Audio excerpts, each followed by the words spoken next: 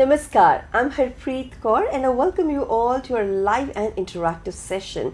You are right now watching this wonderful 5-day, 5-hour online training program on our PME Vidya ISL channel number 31, India's first and only totally dedicated channel to ISL in education.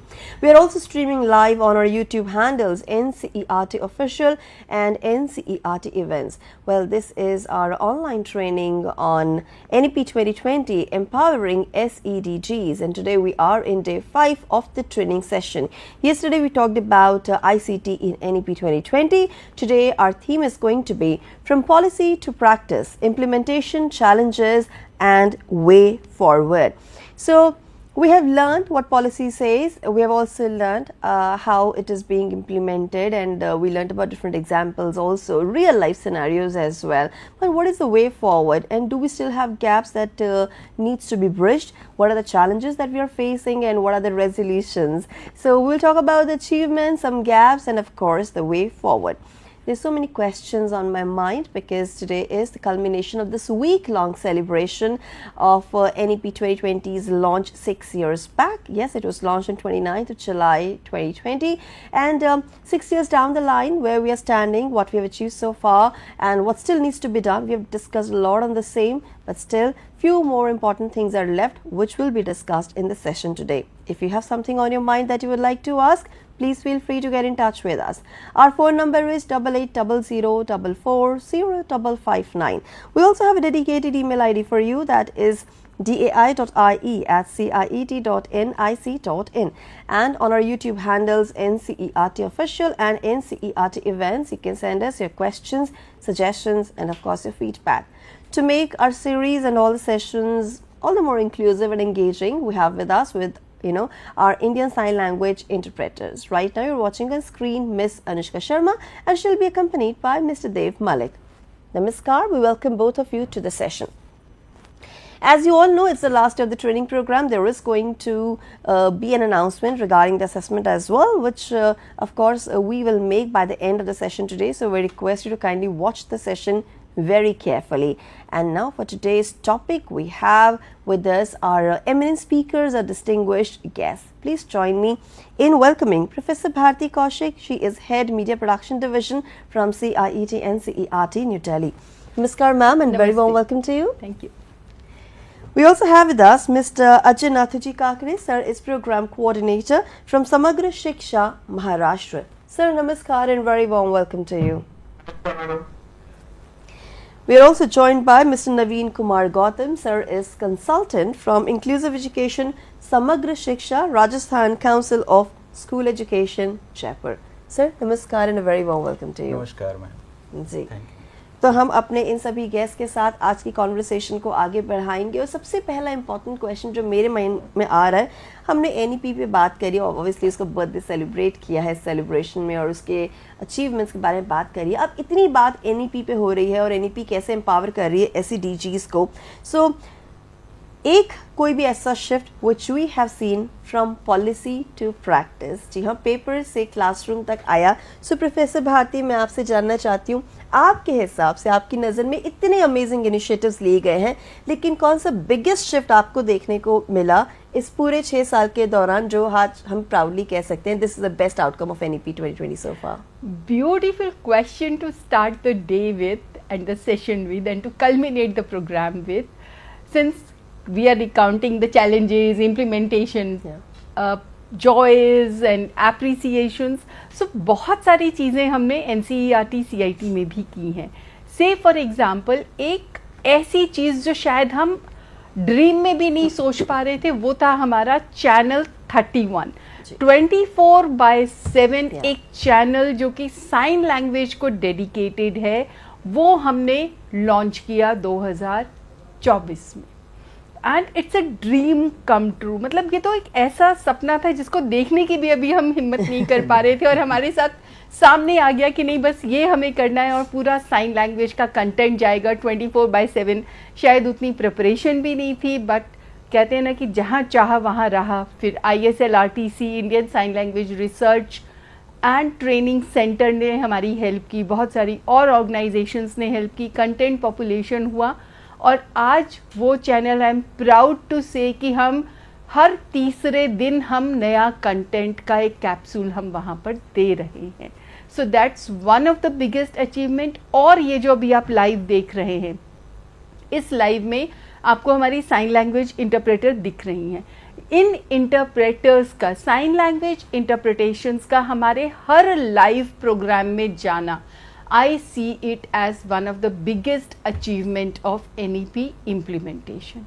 इतना ही नहीं, हम लोग NCERT में बहुत सारे videos बना रहे हैं जो कॉन्सेप्ट बेस्ड हैं, जिसमें नई टर्मिनोलॉजी के साइंस हैं, और page wise translation of our NCERT text books into Indian Sign Language following the principles of UDL Universal Design of Learning, which says कि हर वीडियो में ऑडियो भी है, वीडियो भी है और टेक्स्ट भी है. तो अब बताइए ऐसा कौन सा बच्चा होगा मेरी क्लास में जो इन वीडियोस के साथ एंगेज नहीं करेगा.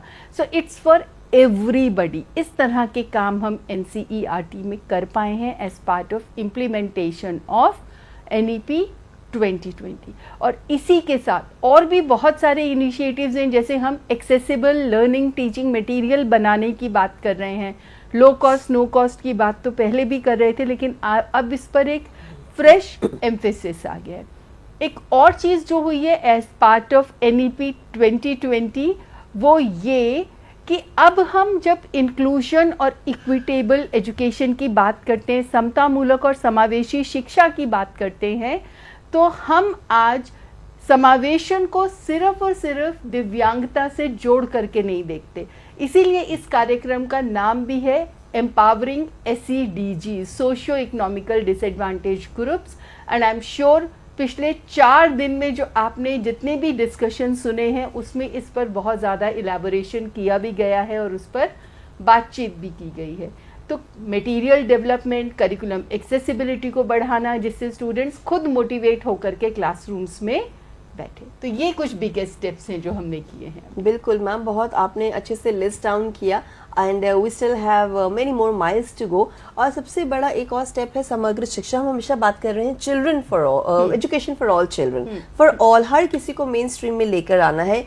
Equitable opportunities for all learners, उनके डाइवर्स जो लर्निंग प्रेफरेंसेस है उनको ख्याल में रखते हुए. तो जब हम समग्र शिक्षा की बात करते हैं, उसकी की इंडिकेटर्स के बारे में थोड़ा सा बताइए. हाँ जी. जब हम समग्र शिक्षा की बात करते हैं तो it's a holistic education and that is for all the learners, in all the classrooms. कहीं पर भी हो वो क्लासेस, चाहे हमारे दिल्ली में हो, चाहे हमारे रूरल एरियाज में हो, तो हर बच्चे तक हम शिक्षा की बात करते हैं. और समग्र ने बहुत सारे प्रोविजंस भी किए हैं.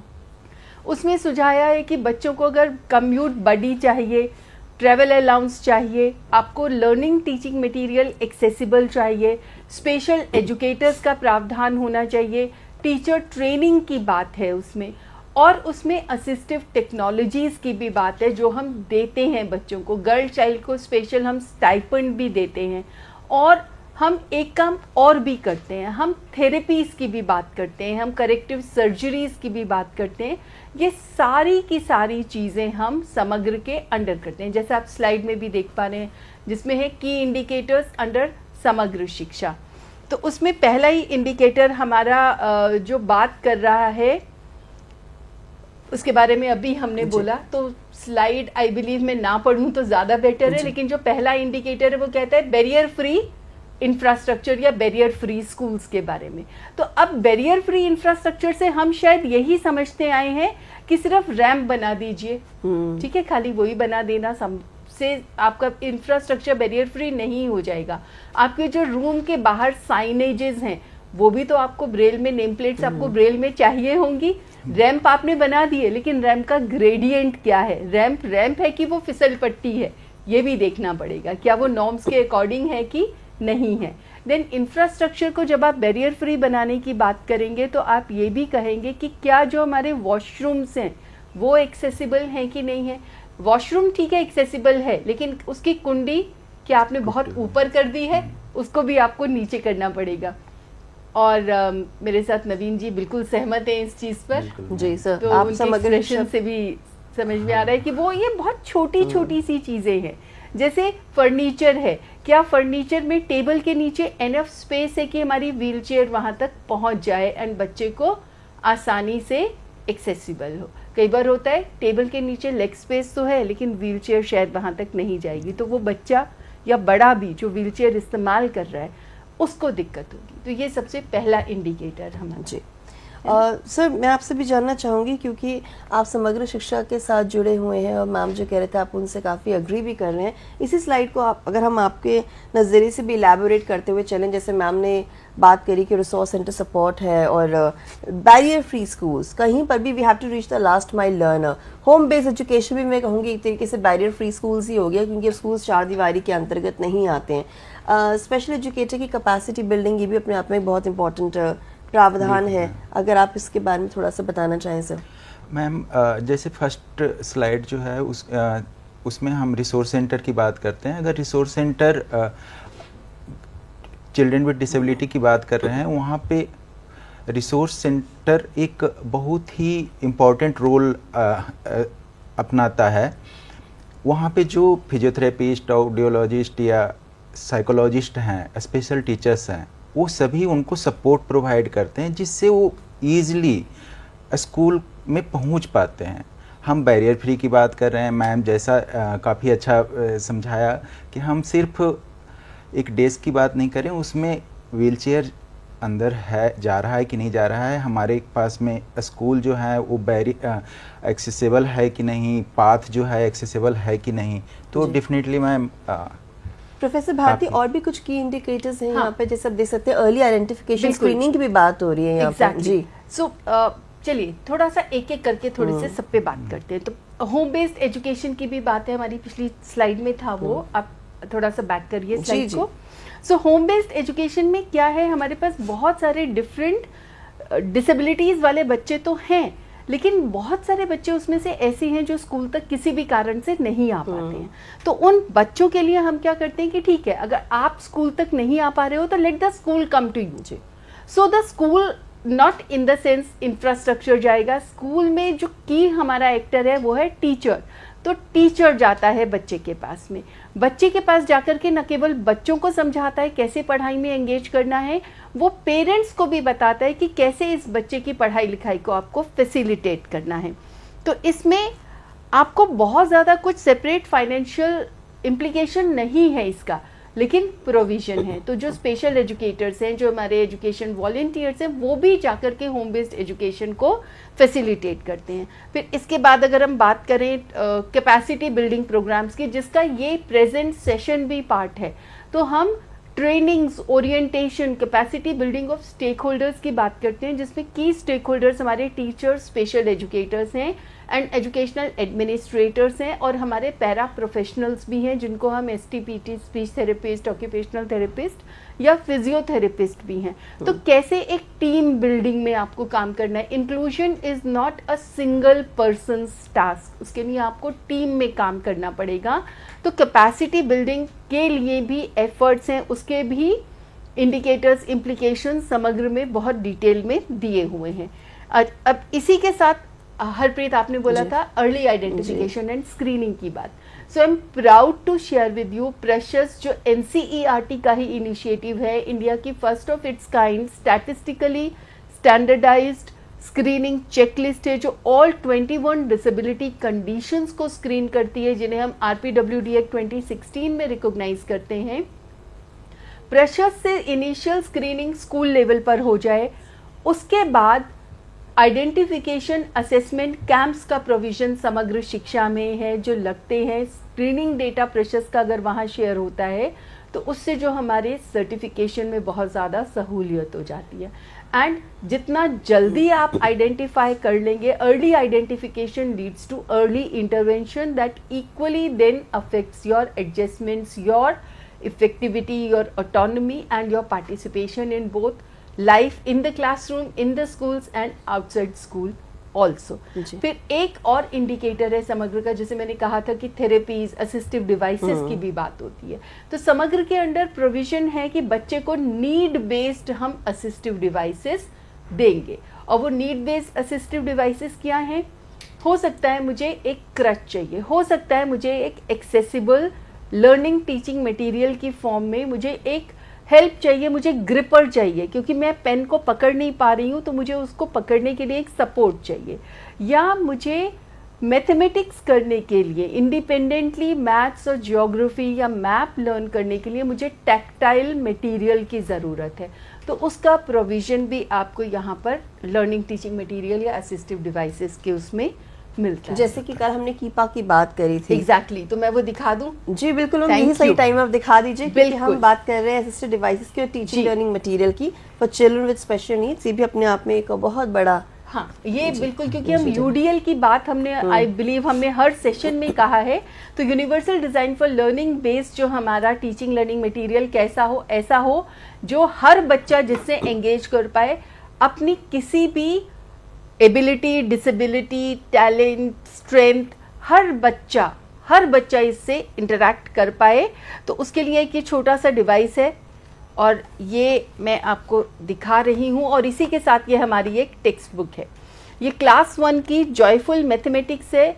एनईपी 2020 के बाद जो हमारा एनसीएफ आया, उसके बाद हमारी ये टेक्स्ट बुक्स बनी है। तो बहुत लेटेस्ट टेक्स्ट बुक्स हैं। कवर पेज से आपको लग रहा होगा क्या साधारण सी तो किताब है, बिल्कुल वैसी ही किताब है जिनसे आप और मैं पढ़े हैं। फ़र्क सिर्फ इतना है कि इस किताब के साथ ये डिवाइस है जिसको मैं लॉन्ग प्रेस करूँगी। Welcome to the world of Smart Speak. Hi, I am Smart Speak Reader. Joyful Mathematics, Class 1. तो क्या किया इसने? Volume up. हाँ, मैंने इसकी वॉल्यूम बढ़ाया तो इसने वो भी बता दिया कि भाई मेरी वॉल्यूम बढ़ा रही है मैडम। तो अब पहले पेज पे मैंने रखा, इसने बता दिया कि कौन सी किताब है और इसको भी पता लग गया मुझे कौन सी किताब पढ़नी है। अब मैं एक एक पेज आपको दिखाती हूँ। बहुत सारे तो मैं फीचर्स नहीं दिखाऊंगी आपको, कुछ फीचर्स मैं दिखा रही हूँ जो आपको दिख भी रहेंगे। यहाँ पर आपको सर्कल दिख रहा है, ये स्क्वायर है यहाँ पर, और ये हाइफन है, ठीक है। और सबसे ऊपर भी एक छोटी सी लाइन है। ये क्या है? ये स्पर्शनीय है, मतलब आप इनको छू करके महसूस कर सकते हो। तो चलिए छूते हैं। Bird phone. I am a crow, and this is my sound. मजा आ रहा है ना बहुत। सुन करके, है ना? चलिए अब देखते हैं। ये तो स्क्वायर की बात हुई, एक और सुनते हैं। Bird 2. I'm Bulbul, and this is my sound. अच्छा, ये क्यों किया हमने? कई बार होता है हम अपने आसपास इतनी सारी साउंड सुनते हैं, पर हम नहीं समझ पाते हैं कि ये साउंड किस पक्षी, किस जानवर या किस मशीन की है या किसकी आवाज़ है। तो लगा कि अगर इन टच साउंड, इनको मैं टच साउंड बुक्स कहती हूँ, इन टच और साउंड किताबों में अगर हम आवाज़ों को दे दें और बता दें कि ये इस पक्षी की आवाज़ है या इस जानवर की आवाज़ है, तो एक एसोसिएशन होती है, क्योंकि ये आवाज़ें आपके और मेरे वातावरण में है ही हैं। अब एक हाइफन और देख लेते हैं। This picture shows squirrel rushing towards the mango which has fallen down from her hands with dhap sound. सो पूरा पिक्चर डिस्क्रिप्शन भी आ गया। काफी सो एक आप ये सोचिए, एक एक पिक्चर का डिस्क्रिप्शन इस तरह से किया गया है। अब सर्कल में देखते हैं। The birds are watching the squirrel eating a mango. So circle पे क्या हो रहा है? जो टेक्स्ट है वो एज इट इज पढ़ा जा रहा है। तो स्क्वायर आपकी पिक्चर एनहांसमेंट्स हैं, डायलॉग्स हैं, फीचर्स एनहांस करते हैं, और जो हाइफन है वो पिक्चर डिस्क्रिप्शन है। इसी के साथ इसमें एक और हमने डाला है फीचर, वो है हमारा ट्राइंगल का। तो ये भी देखिए। Dholak is a musical instrument which sounds like this.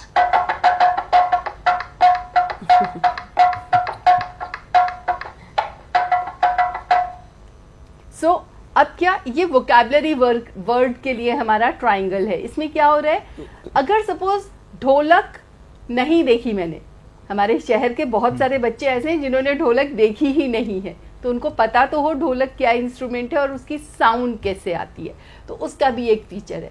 इतना ही नहीं, बहुत सारे बच्चे हमारे ऐसे हैं जिन्होंने कभी ब्रेल देखी ही नहीं है कि ब्रेल होती क्या है, शायद सुना तो ज़रूर होगा। तो कहीं कहीं जगह हमने क्या किया है, जैसे ये 7 प्रिंट में लिखा है, तो उसी के नीचे हमने ब्रेल में भी 7 लिखा है, ताकि जो हमारे प्रिंट चैलेंज जिन बच्चों को नहीं है वो भी इसमें देख लें कि भाई ब्रेल है इसमें और ब्रेल ऐसी होती है, तो उनको समझ में आए कि ब्रेल स्क्रिप्ट ऐसी होती है।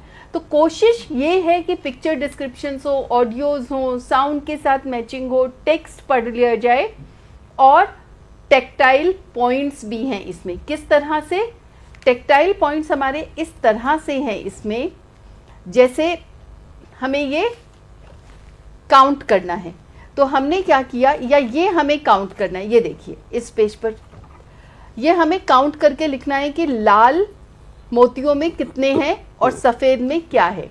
तो हमने इनको टच कर दिया है कि लाल मोती के अंदर एक बिंदी है और सफेद के अंदर हमने उसकी बाउंड्री को उभार दिया है, तो बच्चे को समझ में आता है कि उसे क्या करना है। Question C. First number is 5 and second number is 4. 5 beads are embossed with dot. How many bindis you have to stick? Count the total number of bindis and embossed dots. 5 plus 4 is equal to dash. So कितनी सरलता से आप independently कर सकते हो। जो देख सकते हैं बच्चे वो देख के करेंगे, जो देख नहीं पाते, जिनको प्रिंट चैलेंज है या लो विजन भी है, वो सुन करके भी कर पाएंगे और साथ में टेक्टाइल है, मतलब स्पर्शनीय है, आप छू करके महसूस कर सकते हैं। तो और अब आप कहेंगे कि ये तो गणित की किताब है, हिंदी और अंग्रेजी की किताबों में क्या होगा। सो डोंट वरी, क्लास 1 की हिंदी की किताब और क्लास 1 की अंग्रेजी की किताब भी है मेरे पास। ये देखिए, ये रही सारंगी और इसके साथ ये है क्लास 1 की मृदंग। सो ये 3 किताबें तो हमने कर दी। और अगर अभी आपके दिमाग में ये आ रहा है कि मैथ्स अंग्रेजी में बनाए, हिंदी भाषा वाले बच्चों का क्या, ऐसा नहीं है। हिंदी में भी हमने, हिंदी भाषा में भी जो गणित की पाठ्य पुस्तक है क्लास 1 की, उसको भी इसी के अकॉर्डिंग हमने बना लिया है। और क्लास 1 तक नहीं रुके हैं, क्लास 2 की भी सारी किताबें इसी फॉर्मेट में हमारे पास अवेलेबल है, जिनको टच साउंड बुक कहते हैं, या हम कह देते हैं किताब एक पढ़े अनेक, एक ही किताब सभी के लिए। और क्लास 1 और 2 के बाद हम रुके नहीं हैं, क्लास 3 की किताबों पे भी काम चल रहा है और क्लास 6 की किताबों पे भी काम चल रहा है। धीरे धीरे हम अपनी स्पीड भी बढ़ा रहे हैं और बहुत जल्द हम सारी क्लासेस की किताबें इस फॉर्मेट के साथ हम बना लेंगे। तो ये भी एक इनिशिएटिव है और जो कि हमारी अचीवमेंट है NEP 2020 ji, one of the biggest initiatives and biggest indicators of Samagra Shiksha. Ma'am, अब हम बात करेंगे की फीचर्स समग्र शिक्षा, बिकॉज टाइम कम है, तो मैं आपसे कहूँगी बहुत ब्रीफ में आप हमें सभी इन की फीचर्स के बारे में बताएं। जैसे फ्री टेक्स्ट बुक्स है, फ्री यूनिफॉर्म्स है। बिल्कुल। सो समग्र में, क्योंकि अब हम प्रमोट कर रहे हैं समावेशी और समतामूलक शिक्षा, जिसके लिए हमें सभी बच्चों की आवश्यकताओं को ध्यान में रखना है, तो हम बात करते हैं, हम फ्री टेक्स्ट बुक्स तो देते हैं, वो लर्निंग टीचिंग मटेरियल का भी पार्ट है, लेकिन टेक्स्ट बुक जो हम ये मैं आई एम सॉरी, मैं इसको स्विच ऑफ कर रही हूँ, है ना, बिकॉज अदरवाइज ये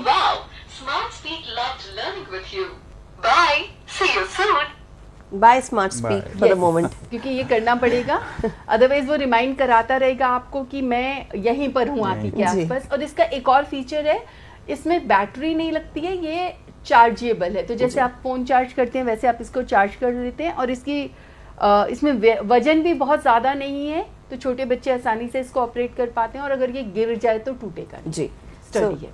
सो now coming back to the key features of Samagra शिक्षा।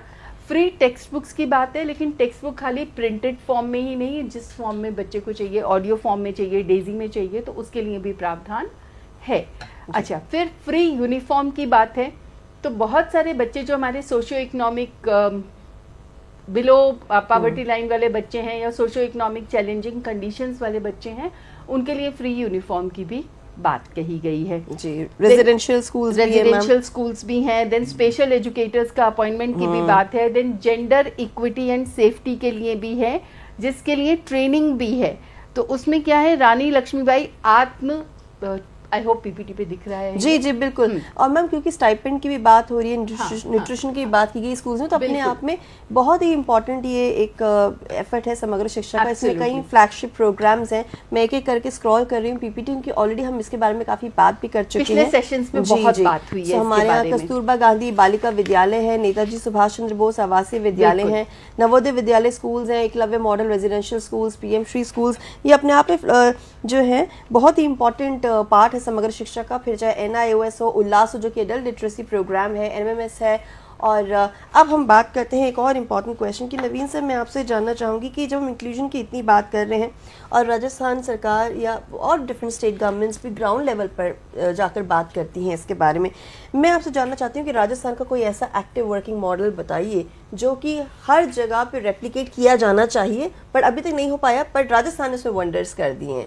जी मैम, सबसे पहले तो मैं धन्यवाद देना चाहूँगा कि आपने मुझे इस मंच पे बुलाया, और मेरा काफ़ी काम जो है डॉक्टर भारती मैम ने ऑलरेडी कर दिया है।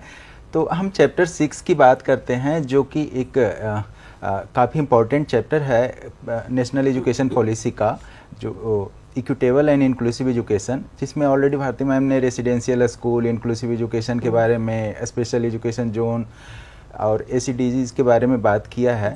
तो इसमें हम कुछ एक जो इंटरवेंशंस हैं उन चीज़ों को हम लेते हैं कि किस तरीके से इनरोलमेंट हम बढ़ाने की कोशिश करते हैं। तो सबसे पहले जो है गवर्नमेंट के द्वारा एक गवर्नमेंट ऑर्डर या सर्कुलर जो भी है वो हम निकालते हैं। फिर जो टीचर्स के द्वारा जैसे ही स्कूल ओपन होता है सेशन के शुरुआत में, उस समय टीचर्स के द्वारा सर्वे का काम करते हैं। फिर उन सभी बच्चों को पोर्टल है राजस्थान में, शाला दर्पण पोर्टल, उस पे एंट्री कर लेते हैं, जो कि आउट ऑफ स्कूल बच्चे हैं जितने भी, तो वो सभी बच्चे उस पे अंकित हो जाते हैं। इसके लिए हम लोग काफ़ी कोशिश भी करते हैं, प्रेस नोट दिया, एडवर्टीजमेंट वगैरह दिया, पैम्पलेट वगैरह, काफ़ी रैली चौपाल, इन सब चीज़ों से हम कोशिश करते हैं मैम।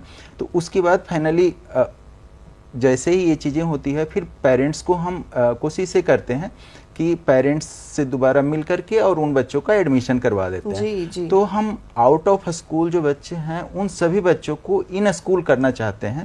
अगर हम इसको देखें कि परसेंटेज के तौर पे जो लड़कियां हैं डिसएडवांटेज्ड ग्रुप में, जो SEDGs की बात कर रहे हैं, तो उसमें आप परसेंटेज देखेंगे तो ऑलमोस्ट 50% के लगभग लड़कियों का इनरोलमेंट है मैम जी, जो कि आप स्क्रीन पे देख रहे हैं। अगर हम 47-48 पे हैं तो अप्रॉक्स 50% हम लोग कवर कर रहे हैं। बिल्कुल। जैसे ऑलरेडी मैम ने ऐड कर दिया था कस्तूरबा गांधी बालिका विद्यालय के बारे में, तो कस्तूरबा गांधी हो गया, PM श्री स्कूल्स हो गया, या इनके साथ में जो रेसिडेंशियल हॉस्टल फैसिलिटी है, हाँ, इसी से अगर हम आगे बढ़े मैम, तो जो डिसएडवांटेज्ड ग्रुप हैं या वीकर सेक्शन के जो बच्चे हैं, हाँ जी, ये भी सोचते हैं कि प्राइवेट स्कूल में हम जाएं, प्राइवेट स्कूल में पढ़ें। एक्चुअली चकाचौंध वाली जो स्थिति है उसमें तो ये भी कभी कभी ऐसी स्थिति बन जाती है। तो राइट टू एजुकेशन एक्ट के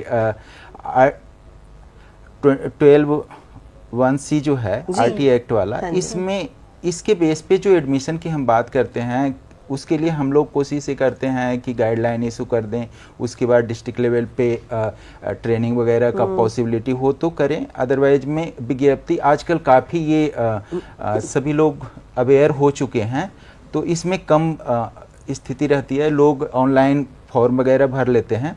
और लगभग आप देखें तो करीब 70,000 के लगभग में बच्चे जो हैं मैम वीकर सेक्शन और डिसएडवांटेज ग्रुप के जो हैं, जो इनका इनरोलमेंट हुआ है, और भारत सरकार काफ़ी इस पे अच्छा रिम्बर्समेंट वगैरह सभी करती है। सो हम एक एक चीज़ें ऑलरेडी मैम ने जो पहले जैसे रिसोर्स रूम की बात की, तो रिसोर्स रूम में समग्र शिक्षा का जो प्रोविज़न है उसके बेस पे ऑलरेडी सभी ब्लॉकों में संदर्भ कक्ष स्थापित किए जाते हैं। वहाँ पे जो थेरेपेटिक सर्विसेज है, जिससे कुछ थेरेपिस्ट वगैरह भी प्रोविजन रहते हैं, लेकिन राजस्थान में थोड़ा इसको स्पेसिफिक ये किया कि स्टेट मॉडल रिसोर्स रूम के तौर पे एक मॉडल रिसोर्स रूम इस्टेब्लिश किया, जो कि मतलब डिविजनल लेवल पे शुरुआत करने की कोशिश की गई, तो जिससे कि वहाँ पे परमानेंट तौर पे एक फिजियोथेरेपिस्ट, ऑडियोलॉजिस्ट, साइकोलॉजिस्ट रहें। वो आप पिक्चर में देख रहे हैं कि किस तरीके से थेरेपी क्योंकि अगर हम इन बच्चों को छोड़ देते हैं या कहीं वो जाते हैं, इनकम अगर कम है, तो वो कभी कभी थेरेपी नहीं उपलब्ध करवा पाते हैं, जिससे वो बच्चे मेन स्ट्रीम में आने में काफ़ी दिक्कत होती है। तो आपके ये रिसोर्स रूम में ये थेरेपिस्ट 24/7 आपके रहते हैं, हर दिन उपलब्ध होते हैं, या आप आवश्यकता के आधार पर बुला रहे हैं? नहीं मैम, ये रेगुलर बेसिस पे ही, रेगुलर बेसिस। तो ये तो बहुत ही अच्छा इनिशिएटिव है। बिल्कुल, इससे बड़ी बात ही है पेरेंट्स को यहीं पे चक्कर काटने से फुर्सत नहीं मिलती, तो बच्चों को पढ़ाने के लिए कैसे आगे भेजेंगे? हाँ। बट हर चीज एक ही छत के नीचे मिल जाना, बिल्कुल जी। बहुत बड़ा इसके इनिशिएटिव। बाद अब आप कुछ और बता रहे हम थे। आईसीटी की बात करते हैं मैम। आईसीटी बेस्ड जो एजुकेशन है आजकल, डिजिटल लर्निंग की बात करें तो ये काफ़ी अच्छा है, और इसमें जो विजुअली इम्पेयर्ड बच्चे हैं या जो दूसरे बच्चे हैं, सभी बच्चे इससे लाभान्वित हो सकते हैं। इसमें आप, और आज सभी ऑलमोस्ट मैक्सिमम घरों में एक एंड्रॉयड फ़ोन है, तो उसके बेस पे एनसीईआरटी द्वारा ऑलरेडी जो ई पाठशाला है उसकी उस पे किताबें हैं अवेलेबल।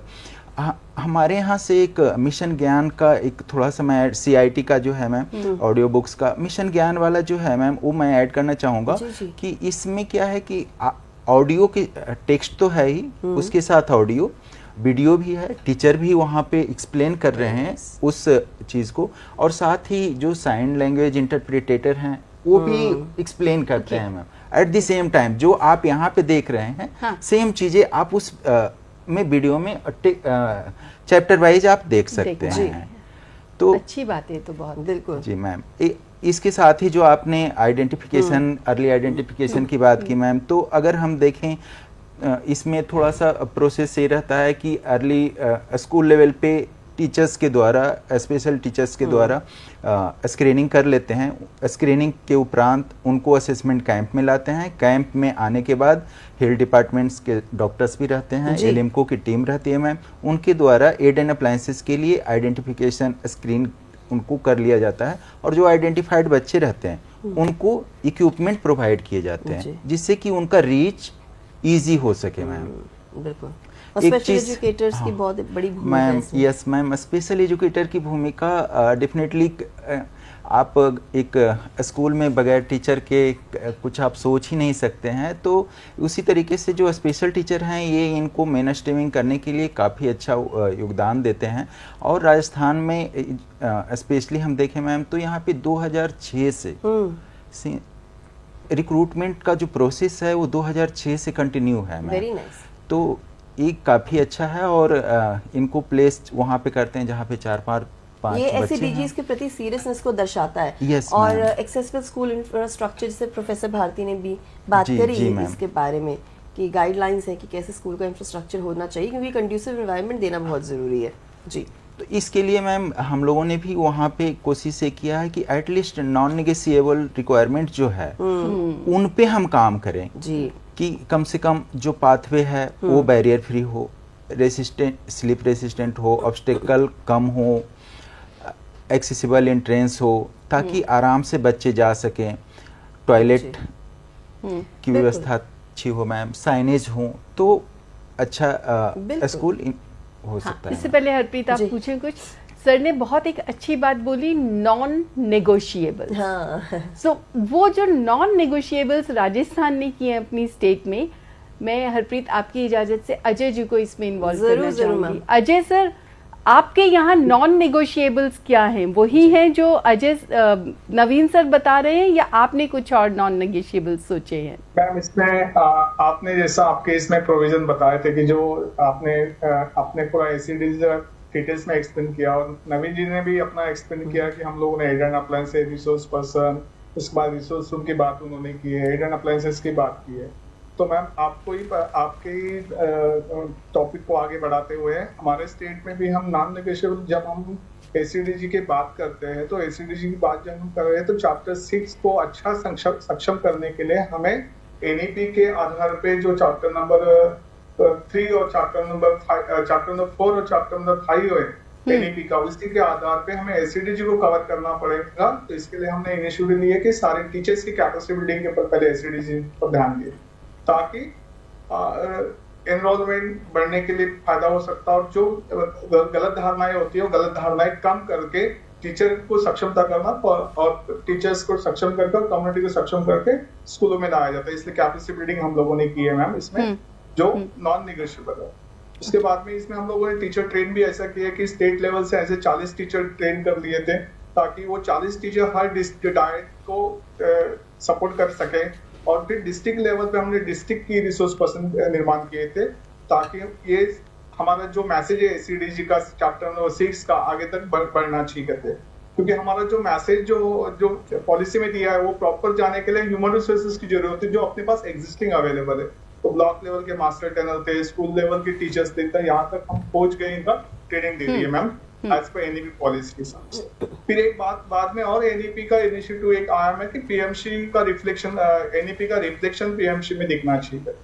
तो एनईपी पीएमसी स्कूल जो हमारे पास में आई स्टेट महाराष्ट्र में 860 स्कूल से, तो उसमें सैचुरेशन की बात है कि ये स्कूलों में 860 स्कूलों में आपके पास में सारे सैचुरेशन कवर होना चाहिए। वहाँ पे स्किल एजुकेशन आ गया, ग्रीन स्कूल फीचर्स आ गए, इंटरनेट फैसिलिटी आ गई। तो ये जितने भी 860 स्कूल है, हम हर एक ब्लॉक को कवर करता है हमारा। तो हर ब्लॉक में एसीडीजी का ग्रुप है ही मैम। तो पीएमसी के माध्यम से क्या होता है कि एसीडीजी का ग्रुप एक कवर हो रहा है, और यही मॉडल स्कूल अदर स्कूल के लिए फायदेमंद होने वाली है। तो ये अवेलेबिलिटी होने की वजह से अपने एसीडीजी बच्चों का भी अच्छा काम हो रहा है मैम जी। तो ये अचीव कर लिया हम लोगों ने। यहाँ पे स्टेट में भी टीचिंग लर्निंग मटेरियल बाल वाटिका के बारे में काम कर लिया है। इको क्लब ग्रीन स्कूल पे एक इनिशिएटिव लिया मैम इसमें। But sir I want to ask you here that you have focused a lot on capacity building on CPD of teachers, but are there still training gaps left, or is it enough for the teachers? Training gap तो क्या ma'am, जैसे ma'am ने Bharti ma'am के session में आया था कि हम लोग कितनी प्रगति कर रहे हैं। तो प्रगति जब हम प्रैक्टिस करते काम करते रहते तो उसमें प्रगति दिखती है। वहाँ पे गैप क्यों दिखती है? काम करते इसलिए गैप दिखती है, और काम ही नहीं किया तो कुछ भी नहीं दिखता है। तो इसी में टीचिंग इवैल्यूएशन मेथड्स की हम बात करें, जब एसीडीजी के साथ में हम काम करेंगे तो मेथड्स की बात करें। तो यहाँ पे टीचिंग कंटेंट का जो गाइडलाइन, इसके बारे में हम लोगों ने कुछ इसमें गैप दिखी थी, और ट्रेनिंग इसीलिए हम लोगों ने ट्रेनिंग कंडक्ट किए थे टीचिंग एंड इवैल्यूएशन मेथड्स के बारे में। तो उसमें हमें ऐसा भी दिखा, तो वहां पे हमें अप्रोच की बात करना पड़ा कि क्या होता है कि जब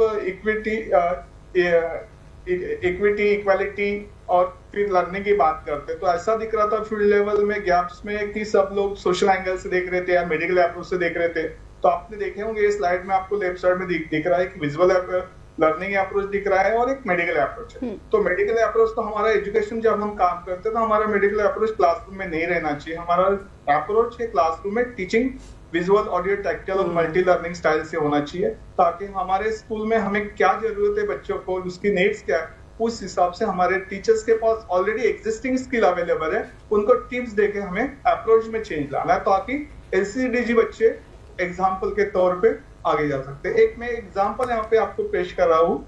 इसमें ऐसा है कि जैसा अपने एसीडीजी ग्रुप में जैसे दिव्यांग बच्चे हैं, वैसे लैंग्वेज वेरिएबल भी बच्चे, ट्राइबल कम्युनिटी के बच्चे, अर्बन डिप्लॉयड बच्चे हैं।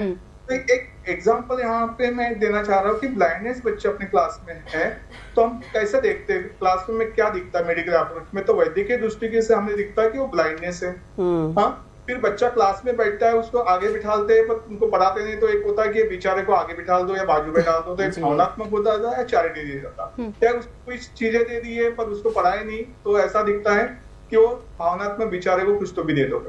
पर जब हम शैक्षणिक दृष्टिकोण की बात करते हैं, हमें लगता है कि शैक्षणिक दृष्टिकोण का काम करना चाहिए। तो वहां पे एक दिखता है कि जो ब्लाइंड बच्चे में आपको लास्ट स्लाइड में आपने देखे होंगे कि लास्ट स्लाइड में आपको दिख रहा है कि ब्लाइंड बच्चा है, तो ब्लाइंड बच्चे के पास में विजन की कमतरता है, पर बाकी जो ग्रीन में आपको दिख रहा है टच, टेस्ट, हियरिंग, ये अवेलेबल है। टीचर्स को मैसेज जाना बहुत जरूरी है, ताकि इस 4 ग्रीन जोन में हम काम कर सकते हैं बच्चों में। तो ब्रेन भी अच्छा है, उनके पास अवेलेबल है, सेंस भी है, और टीएलएम अच्छा यूज करते हैं, तो क्लासरूम में बिहेवियर अपने को ऐसा दिखेंगे बच्चे क्लास में पढ़ रहे हैं। तो एनईपी का ये स्ट्रॉन्ग एक पॉइंट है इसमें। तो क्लासरूम में हमें ये दिखता है कि जैसे हमने बच्चे लास्ट स्लाइड में देख लिया कि ब्लाइंडनेस बच्चा था, उसके लिए उनके क्लास में हमें सिचुएशन चैलेंज लर्निंग स्टाइल उनकी जो दिख रही थी कि उसके सेंस में हमें दिखा है, तो उनका विजन में इश्यू है, पर उनके ऑडियो लर्नर, टैक्टाइल और मल्टी लर्नर के साथ में हम काम कर सकते हैं। और दूसरे साइड में देखे हमने, तो एक काम करते समय क्या करना चाहिए हम लोगों ने, तो उसके सेंस के हिसाब से टीचिंग लर्निंग मेथड लगाना चाहिए।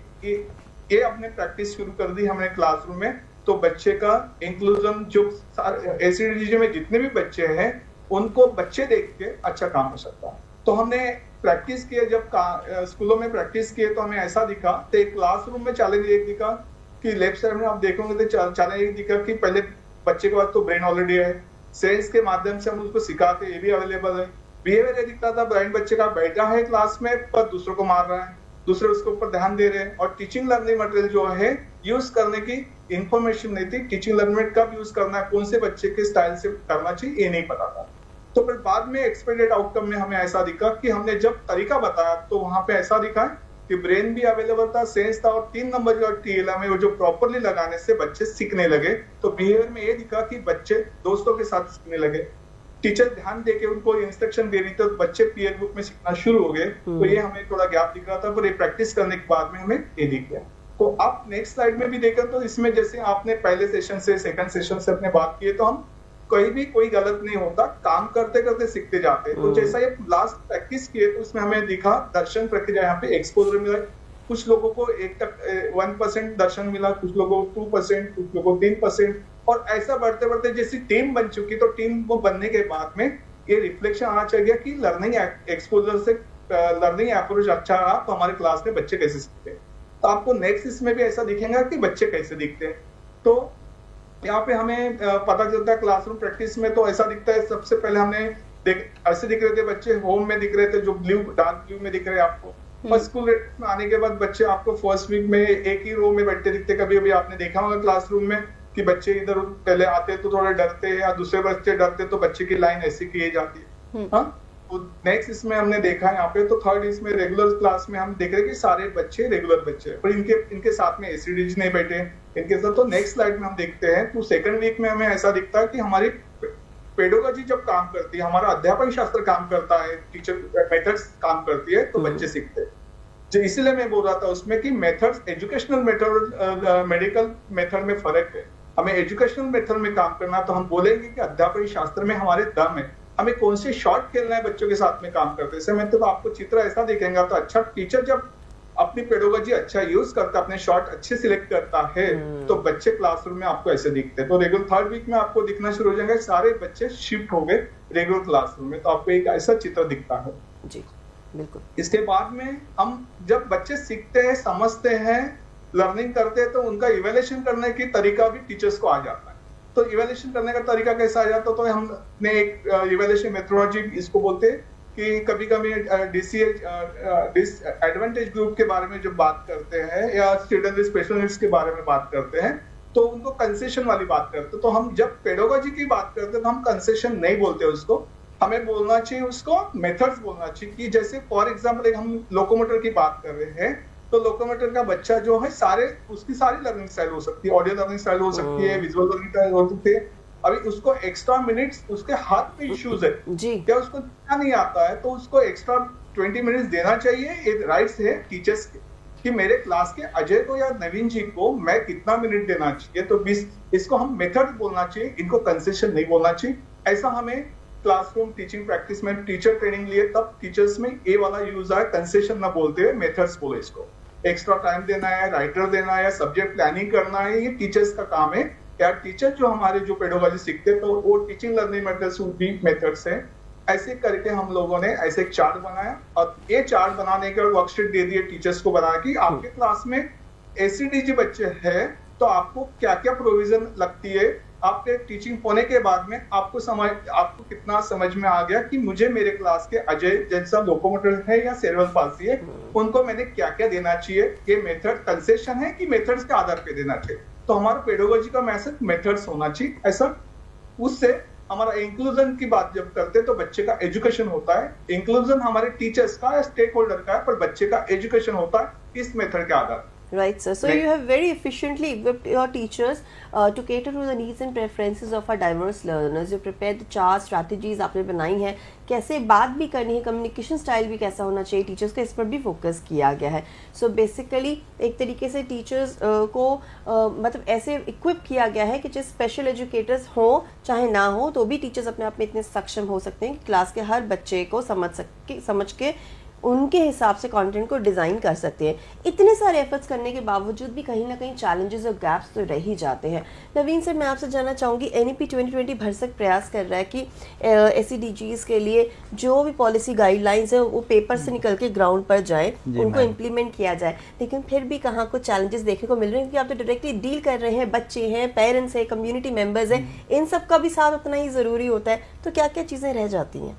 मैम, अगर हम देखें तो काफ़ी हद तक ये सिचुएशन रहता है कि कुछ ट्राइबल एरिया हैं जहाँ पे बच्चे आने में, स्कूल आने में थोड़ा सा इश्यूज आता है उनको, या उनकी फैमिली जो है वो कहीं पे लाइवलीहुड के लिए कहीं चले जाते हैं, बाहर चले जाते हैं। तो वैसी स्थिति में क्या होता है मैम कि वो उस समय स्कूलिंग का जो उनका है पार्ट वो काफ़ी चेंज हो जाता है, स्कूल नहीं जा पाते हैं, उनका अटेंडेंस गिर जाता है या फिर ड्रॉप आउट वाली सिचुएशन में आ जाते हैं।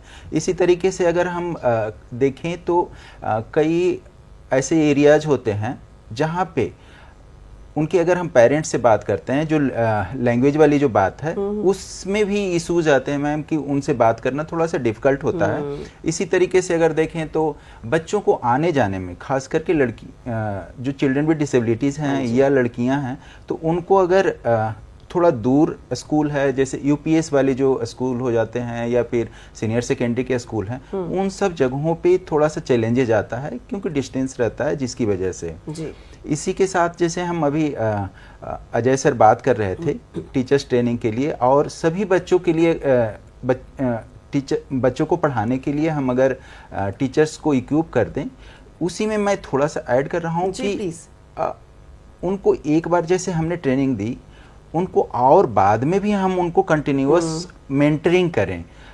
अगर उनको मान लीजिए इन बिटवीन में कुछ छूट गया हो, उन्हें लगता हो कि हाँ मैंने उस ट्रेनिंग में ये पार्ट किया था लेकिन कुछ उसमें चीज़ें जो है और दोबारा हमें चाहिए, तो उन्हें सपोर्ट करने की रिक्वायरमेंट है। तो ये काफ़ी चैलेंज रहता है मैम, क्योंकि वो धीरे धीरे भूलने की प्रकृति है। इसी तरीके से अगर हम देखें मैम तो जो टीचर्स हैं उनके लिए प्रैक्टिकल स्किल्स काफ़ी सपोर्टिव हो जाता है अगर वो डिफरेंटली एबल्ड या डिसेबिलिटी वाले जो बच्चे हैं उनके साथ में वो डील करते हैं। जैसा मैम ऑलरेडी बैरियर फ्री की बात कर रहे थे, तो हम एक फंक्शनल टॉयलेट वाले जो बात हम कहें तो ये एक बहुत बड़ा चैलेंज है मैम। या तो टॉयलेट तो बना हुआ है लेकिन हो सकता है कि पानी नहीं हो वहाँ पे, मैम ने कुंडी की बात की, तो इस तरीके से ये भी एक बहुत बड़ा चैलेंज है जी। तो इन सब चैलेंज को सुधारने के लिए मैम हम लोग सरकार कार्यरत भी है और इस पे काफ़ी काम भी कर रही है मैम, एक्सेसिबिलिटी जी। और अगर हम कुछ एक्शन प्लान की बात करें तो मैं डेफिनेटली जानना चाहूँगी, ये भी एक बहुत ही इम्पोर्टेंट क्वेश्चन है कि इतने सारे जो हमने इनिशिएटिव्स तो ले लिए हैं, सरकार ने नीतियाँ भी बहुत सारी बनाई हैं, लेकिन आप किस एक्शन प्लान को एक्चुअली रेकमेंड करेंगे as a key take away for strengthening SEDGs? और साथ ही साथ क्योंकि हम प्रैक्टिकल स्ट्रैटेजीज़ की बात तो करते हैं, बट कम्युनिटी कोलैबोरेशन भी अपने आप में बहुत इंपॉर्टेंट रोल प्ले करता है, उसका इफेक्टिव इम्प्लीमेंटेशन होना भी बहुत ज़रूरी है। सो अगर उसके बारे में अजय सर आपसे स्टार्ट करते हैं, आप क्या कहना चाहेंगे? मैम, इसमें जब हम बात करते हैं कि जब NEP आ गया तो NEP के सारे चैप्टर हम लोगों ने पढ़ने के बाद में जी, तो सबसे पहले NEP का जब हमने चैप्टर 6 को देखते हैं तो SEDG ग्रुप के बारे में जब बात करते हैं तो हमारे पास चैप्टर दिखता है, पर एनालिसिस होना बहुत जरूरी होता है। तो यहाँ पे हमने एक एनालिसिस किया, डिस्ट्रिक्ट एनालिसिस। एक एग्जाम्पल हम यहाँ बता रहे हैं कि प्लानिंग करने में एनालिसिस कितना इम्पोर्टेंट होता है। तो हमने यहाँ पे जो 2 नंबर की जो डिस्ट्रिक्ट है वहाँ पे B में, उनके 8 ब्लॉक से डिस्ट्रिक्ट में टोटल स्कूल थी वहाँ पे 16 से 17 स्कूल थी, और नंबर ऑफ स्कूल्स वहाँ पे 1187 स्कूलों में SEDG है। और ऐसे बच्चे, ऐसे 105 वाले 1 से 5 वाले स्कूल वाले जो बच्चे हैं वहाँ पे 800 बच्चे थे, 800 स्कूलों में बच्चे दिखे। और ऐसे थे कि 6 से ज्यादा वाले, 6 से 9 के बीच वाले जो बच्चे हैं वो 209 स्कूलों में दिखे, और मोर देन नंबर ऑफ 10 से ज्यादा बच्चे SEDG के ऐसे 178 स्कूल में दिखे। ये डिस्ट्रिक्ट का प्लानिंग हो गया था, पर उसके बाद में हमने एक प्रैक्टिस करवा दी कि ये डिस्ट्रिक्ट एनालिसिस करने के बाद में सबको ब्लॉक एनालिसिस भी होना बहुत जरूरी है। तो ब्लॉक एनालिसिस में ऐसा दिखा, फिर डी ब्लॉक में ऐसा दिखा कि 158 स्कूल है, उनके 158 स्कूलों में से 123 स्कूलों में SEDG है। फिर उसका बाइफर्केशन किया कि 123 स्कूल में है, पर 1 से 5 से दरमियान वाले जो स्टूडेंट्स है कितने, तो 97 स्कूलों में दिखे, और जी। 6 से 9 से बच्चे हैं जो वो 16 स्कूलों में दिखे, और मोर देन 10 से ज्यादा जो है वो 10 स्कूलों में दिखे। हाँ तो इससे पता चल जाता है हमें कि कौन से 10 स्कूल को हमें फोकस करना है पहले, जहां पे ज्यादा नंबर वाले बच्चे हैं वहां पे पहले 10 स्कूल के लिए हमें पहले टीचर ट्रेनिंग प्रैक्टिस करने के लिए हमें क्या फायदा हो सकता है। 6 से 9 वाले बच्चे जो 16 स्कूल है उसमें क्या दिखाई दे रहा है, और 97 स्कूल के लिए बाद में हमें क्या प्लानिंग करना है। तो इसमें हमें टीचर ट्रेनिंग करने के लिए फायदा हो जाता है। तो यहाँ पे सबसे पहले ये हमने वो लास्ट स्लाइड में देखा कि हमें क्या करना है जी। तो हाँ, तो ये एनालिसिस के आधार पे हम लोग क्या करते हैं कि हमें एज अ प्रोफेशनल करके अभी एनईपी का रिफ्लेक्शन हर क्लासरूम में देखने के लिए हमें एनईपी के अलाइनमेंट के साथ में प्रोफेशनल को ही प्रैक्टिस करना है। प्रोफेशनल जो भी होंगे, जितने स्टेक होल्डर है, उनको प्रैक्टिस करने के पहले यहाँ पे मैंने आपको पिलर 1 ग्रीन बताया है और पिलर 3 ग्रीन दिखा। जब हम चैप्टर नंबर 5 में और चैप्टर नंबर 1 में काम करते हैं तो हमारे 6 नंबर के बच्चे जो है, चैप्टर नंबर 6 के बच्चे एसीडीजी वाले बच्चे जो है वो चैप्टर नंबर 6 में दिया एनईपी में, और आरपीडब्ल्यूडी एक्ट में कहाँ पे दिए हमें, वो सेक्शन 16(7) में दिए चैप्टर 3 में। तो प्रोफेशनल को पता होना चाहिए कि हम क्यों काम कर रहे हैं, किस वजह से काम कर रहे हैं, हमें क्या प्लानिंग करना बहुत जरूरी है। तो इसका लिंकिंग बहुत जरूरी है कि मेरी रोल एंड रिस्पॉन्सिबिलिटी अकाउंटेबिलिटी क्या है, ताकि मैं लोगों तक पहुंच सकूं और एसीडीजी के माध्यम से एसीडीजी के सारे बच्चे क्लासरूम में मेन स्ट्रीम में दिखना चाहिए। तो यहाँ पे जो एनालिस्ट हमने आपको बताया ब्लॉक लेवल, डिस्ट्रिक्ट लेवल, तो यहाँ पे एसीडीजी का जो सोशियो इकोनॉमिक डिसएडवांटेज ग्रुप जो है उनका एक्शन प्लान होना हमारा बहुत जरूरी है। तो उसके लिए हमारे पास डिस्ट्रिक्ट होता है, आपको सबको पता है। तो डिस्ट्रिक्ट एजुकेशन ऑफिसर डीओ जो overall monitoring full fund allocation approval district dashboard कर सकते हैं, यहाँ पे एडब्ल्यूपी तैयार कर सकते हैं, और डायट उनको सपोर्ट कर सकता है कि teacher training, module development, inclusive education practice को हमें और कैसा ये करना है। तो यहाँ पे डाइट के माध्यम से हम लोग, जैसे आपने पहले स्लाइड में की इनिशिएटिव के बारे में बात की, तो स्टेट महाराष्ट्र ने सबसे पहले 18 लोग डाइट लेवल पे तैयार कर लिए थे ताकि ब्लॉक को कवर सके, ब्लॉक क्लस्टर उनके कवर हो सके। ब्लॉक लेवल पे ब्लॉक रिसोर्स पर्सन हमारे जितने यहाँ पे ब्लॉक सब्जेक्ट एक्सपर्ट्स है, रिसोर्स पर्सन है, रिसोर्स टीचर्स है, स्पेशल टीचर्स है, ये लोगों को भी इनकी कैपेसिटी हो जाती है। तो इसमें एक डिसएडवांटेज ग्रुप के लिए क्यों काम करना है, ये प्रोफेशन के आउटकम में आ जाएंगे। और क्लस्टर लेवल पे बात करते तो यहाँ स्टेट ऑफ महाराष्ट्र में आपने देखा है तो सारे जो सुप्रीम कोर्ट 132 के आधार पे स्पेशल एजुकेटर जो है वो सारे स्टेट में क्लस्टर लेवल में प्लेस कर दिए और परमानेंट हो चुके हैं। और क्लस्टर लेवल में होने की वजह से क्लस्टर लेवल वो कवर कर रहे हैं वहां पर।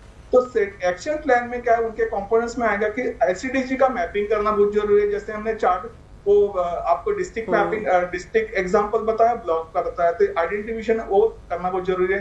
एक्सेस के बारे में, एनरोलमेंट, ड्रॉप आउट कहाँ पे हो रहा है, कौन से जगह ट्रांसपोर्ट की अवेलेबिलिटी नहीं हो रही, हॉस्टल के बारे में क्या करना है, बीच कोर्स के बारे में क्या करना है। ये प्लान ऑफ एक्शन में अपने वो जो चैप्टर बताए थे हम लोगों ने कि 6 चैप्टर और चैप्टर नंबर एनईपी का 16 और 17 को ऐसा कोलैबोरेशन करके हमें कैसी प्रैक्टिस करना है, तो यहाँ पे हमें ध्यान में रखना है। सपोर्ट स्कॉलरशिप के बारे में क्या मिलता है फ्री टेक्स्ट बुक पे, तो ये इन्फॉर्मेशन हमें पता होती है। मॉनिटरिंग करने के लिए हमें क्या पता होता है, तो हम कम्युनिटी पार्टिसिपेशन या स्कूल मैनेजमेंट कमेटी को भी बता सकते हैं कि ये प्रोविजन से इस आधार पे हम एसीडीजी का प्लान उस स्कूल का बना सकते हैं।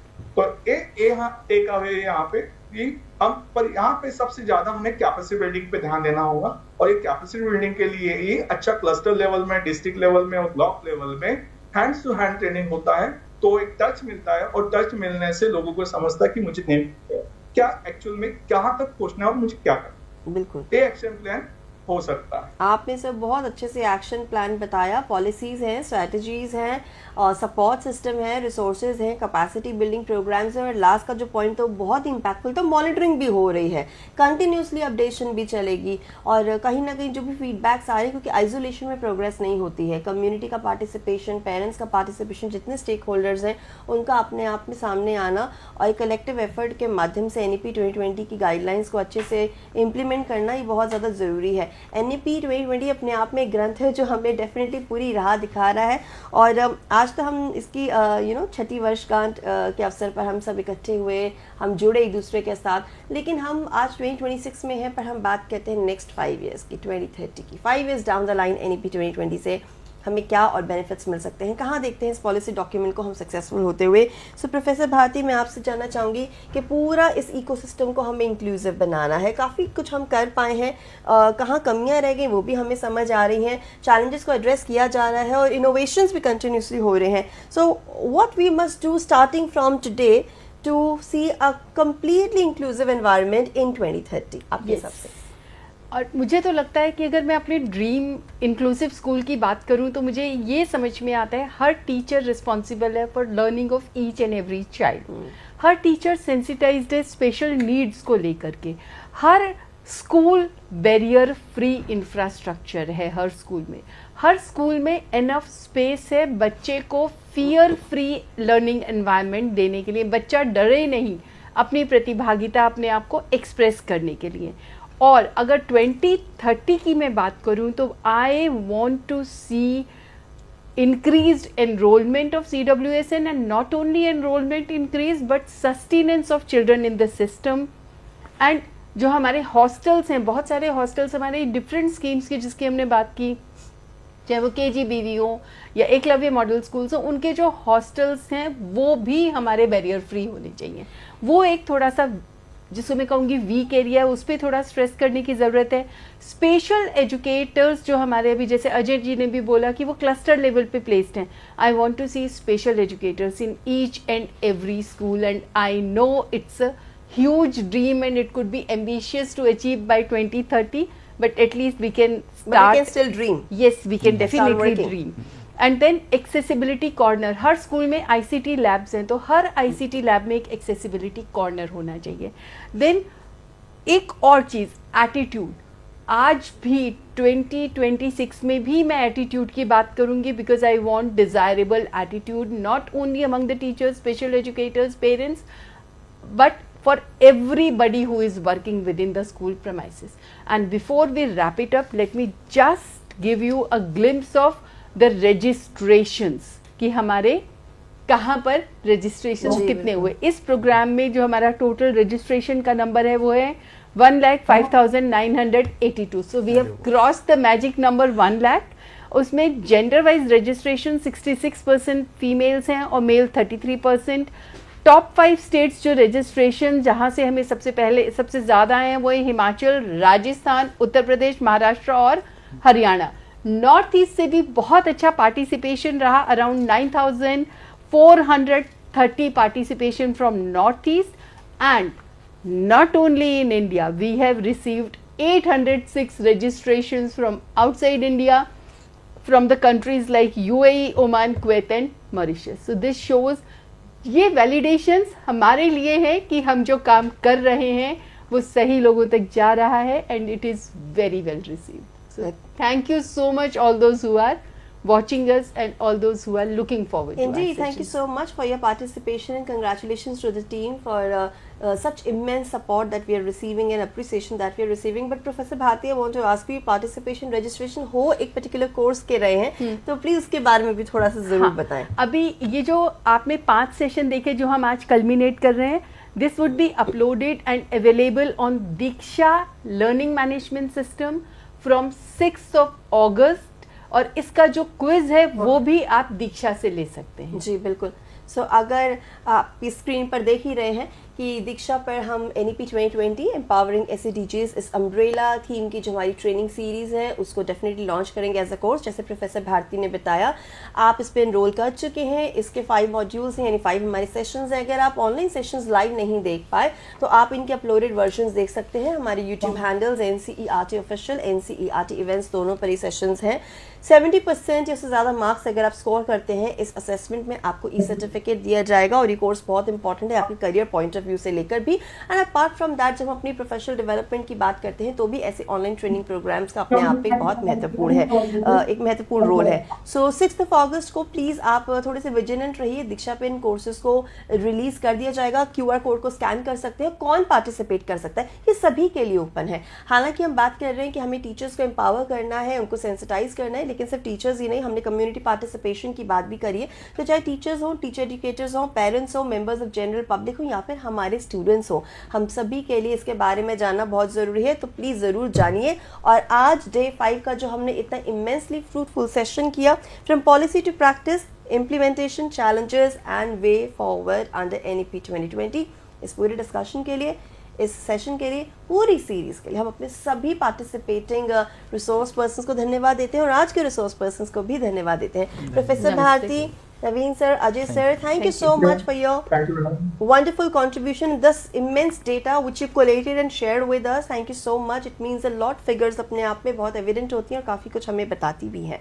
So अब हम इन सेशंस को यहाँ पर रैप अप करते हुए धन्यवाद देना चाहेंगे हमारे इंडियन साइन लैंग्वेज इंटरप्रेटर्स का भी, मिस्टर देव मलिक, मिस अनुष्का शर्मा और हमारी पूरी टीम का, जिनकी वजह से ये सेशन सक्सेसफुली आप तक पहुँचा पाए, न सिर्फ आज के दिन के लिए बल्कि इन सभी 5 दिनों के लिए आप सभी का बहुत बहुत धन्यवाद। तो यहाँ पर हमारे इस जर्नी को एंड करते हैं, लेकिन और बहुत सारे सेशंस लाइंड अप हैं, क्या कुछ आएगा, सो ये प्रोग्राम शेड्यूल आपके सामने है। नेक्स्ट सेशन आप हमारा देखेंगे 2 बजे और टॉपिक आपके सामने है हिंदी का। Please stay tuned. और इसी के साथ ही this is me Harpreet Kaur signing off. नमस्कार।